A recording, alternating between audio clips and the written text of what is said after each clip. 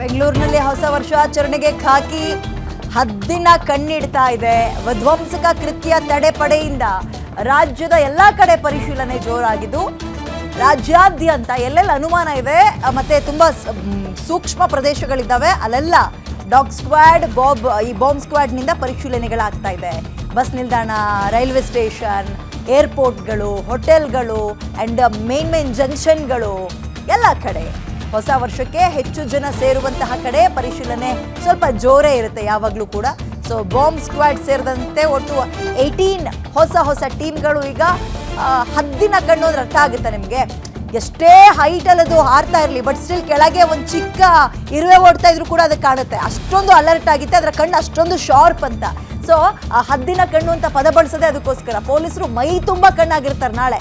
ಈಗ ಆಲ್ರೆಡಿ ನಿಮ್ಗಳಿಗೆ ಮತ್ತು ನಮ್ಗಳಿಗೆ party mode switch on ಮಾಡ್ಕೊಳ್ಳುವ ಟೈಮ್ನಲ್ಲಿ ನಾವಿರ್ತೀವಿ, ಆ ಕಾತುರತೆಯಲ್ಲಿ ನಾವಿರ್ತೀವಿ. ನಮ್ಮನ್ನ ಪ್ರೊಟೆಕ್ಟ್ ಮಾಡೋ ಮೋಡ್ಗೆ ಅವ್ರು ಸ್ವಿಚ್ ಆನ್ ಆಗಬೇಕಲ್ಲ. ಹಾಗಾಗಿ ಎಲ್ಲ ರೀತಿಯ ತಯಾರಿಗಳು ಕಳೆದ ಒಂದು ವಾರದಿಂದಲೂ ಜೋರಾಗ್ತಾ ಇದೆ. ದೊಡ್ಡ CCTV ಫುಟೇಜ್ಗಳನ್ನು ಕವರ್ ಮಾಡಲಿಕ್ಕೆ ಟಿವಿಗಳನ್ನು ನೋಡ್ತಾ ಇದ್ದೀರಿ ನೀವುಗಳು.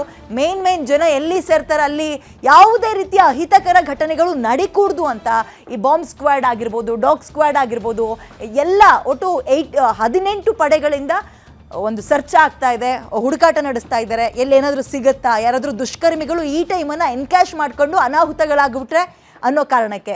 ರೈಲ್ವೆ ಸ್ಟೇಷನಲ್ಲಿ ಜನಜಂಗುಳಿ ಯಾವಾಗಲೂ ಇರುತ್ತೆ, ಅದರಲ್ಲೂ ರಜಾ ಟೈಮು, ಅದರಲ್ಲೂ ಇಂಥ ಹೊಸ ಸೆಲೆಬ್ರೇಷನ್ ಟೈಮ್ಗಳು ಅಂದರೆ ಕೇಳಬೇಕಾ, ಜನ ಜಾಸ್ತಿ ಇರ್ತಾರೆ. ಆ್ಯಂಡ್ ಬಸ್ ಸ್ಟೇಷನ್ಗಳಾಗಿರ್ಬೋದು, ಏರ್ಪೋರ್ಟ್ಗಳಾಗಿರ್ಬೋದು, ಆಮೇಲೆ ಮೇನ್ ಹೋಟೆಲ್ಗಳು, ಎಲ್ಲ ಕಡೆ ಒಂದು ಟೀಮ್ ಇದೀಗ ಹುಡುಕಾಟವನ್ನು ನಡೆಸಿದೆ.